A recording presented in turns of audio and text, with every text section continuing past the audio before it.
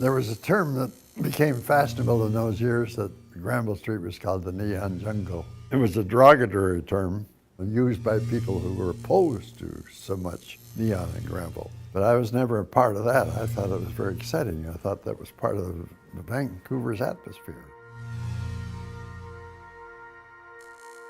Dans les années 60, les chroniqueurs de journaux commencèrent à critiquer les enseignes lumineuses de Vancouver.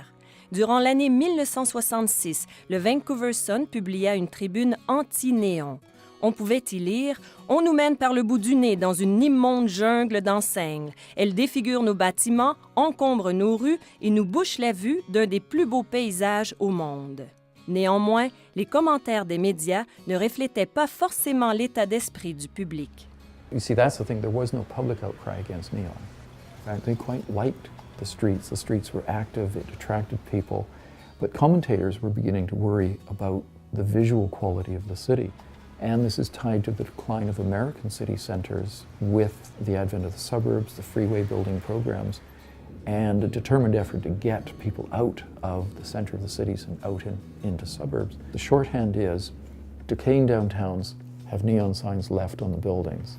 Decay and a neon sign, very quickly, neon causes the decay. And if neon causes the decay, we've got to get rid of neon. I believe that Vancouver was subject to the same kinds of initiatives that happened in many North American cities post-war, where planning ideas of sanitization resulted in a kind of centrifugal force that took business off the streets and placed them into shopping malls. So Vancouver got seriously cleaned up at that point. But I think what happens when you clean up a city is you clean up its life. Une fois que l'arrêté municipal de 1974 sur les enseignes entra en vigueur, des centaines d'enseignes lumineuses commencèrent à disparaître des rues. It was an absolute necessity in the style of way life was lived then. You take it away, and you're taking this nerve tissue away, and that nerve tissue, or this tendon, that sinew, you're destroying the body. The anti-neon crusade broke our hearts. It was, where am I? Am I still in downtown Vancouver? Is this the place where, you know, we remembered Petula Clark singing downtown, and where the neon signs are pretty, right? Well, how do you sing that when the neon signs are gone? They brought in the sign law. They decided to take all the traffic off Granville Street and turn it into a winding mall.